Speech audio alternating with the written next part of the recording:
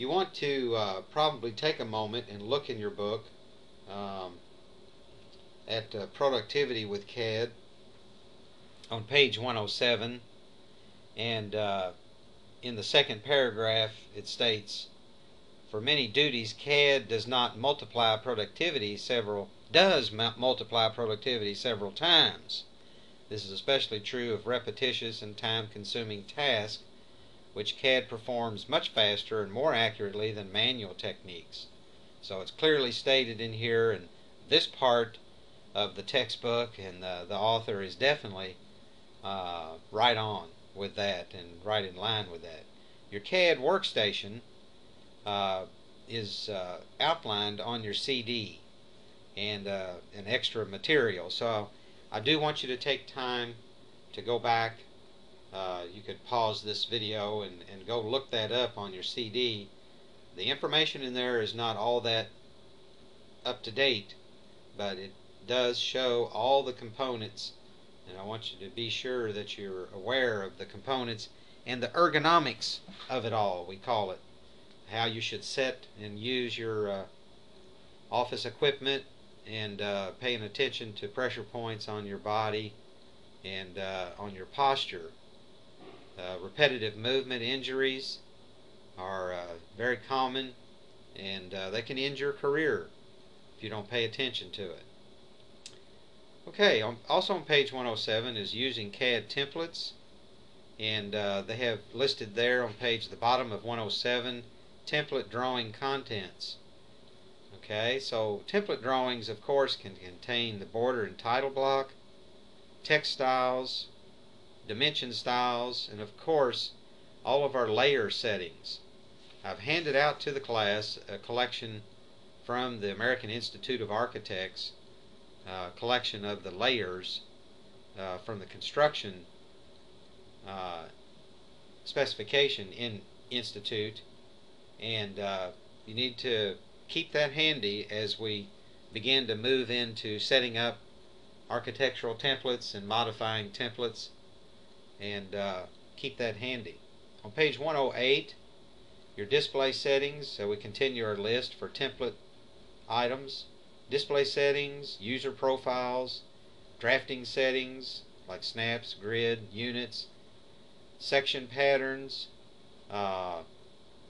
Those are pretty much, we can load special ones and have those available.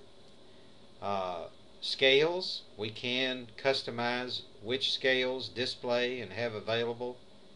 And then plot styles and settings, numerous types of settings that we want to make to that do stay part of a style that we can incorporate. Using CAD templates, again, looking here at the video, your template drawing, it's all listed here again, and then in your student CD there are several predefined templates.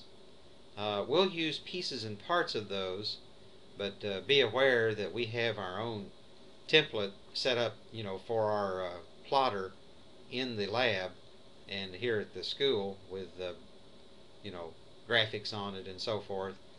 But we may be able to steal some of the components and some of the items from those predefined templates offered by the author. Now we're going to move into looking at the U.S. National CAD Standard. This is a collection of independent documents from the American Institute of Architects, the Construction Specifications Institute, Uniform Drawing System, and then the CSI Plotting Guidelines, among many things. So this collection, it was an attempt in 1997. A whole bunch of agencies got together and tried to develop a single CAD standard for the United States. And this is turned into the U.S. National CAD Standard. And the standard is available. It's about $650 for the commercial user. But these standards are very important in drafting to allow consistent and streamlined communication among various firms, architects, designers, construction teams or groups. So they're full of all kinds of standards and guidelines and other tools. It's based on flexibility, consistency, and being able to link drawings together. In your text and then on this PowerPoint page, we see a list, a graphic showing the project life cycle. And take a few moments and study this. I kind of went over this a little bit last week. The project cycle does go in a gigantic loop where we have feedback, post-construction activities, and possibly more planning and pre-design activities beginning after the occupancy and use of the completed project. So it's a building project, okay? Not some kind of manufacturing or other type of project. Now look back on page 109. The Uniform Drawing System has within it file naming standards. If you look on page 109, as I said, the construction or CSI is responsible for creating the Uniform Drawing System, UDS. And these modules consist of standards, guidelines, and other tools for organizing and presenting architectural information. The basic content in each UDS module is to show you a drawing set, the drawing set organization module, and it has in there the type of drawing units, how to name the files, so file naming and sheet identification. And drawing set organization establishes standard discipline designators for each type of discipline. Now when we're talking about discipline, we're talking about concerning the project, a building project. So things that are architectural in nature, how it looks, how it's put together, how it's arranged, its floor plan, and so forth, would be your architectural, or A for architectural. Then you're looking at the sheet organization module, and I'm continuing on to page 110.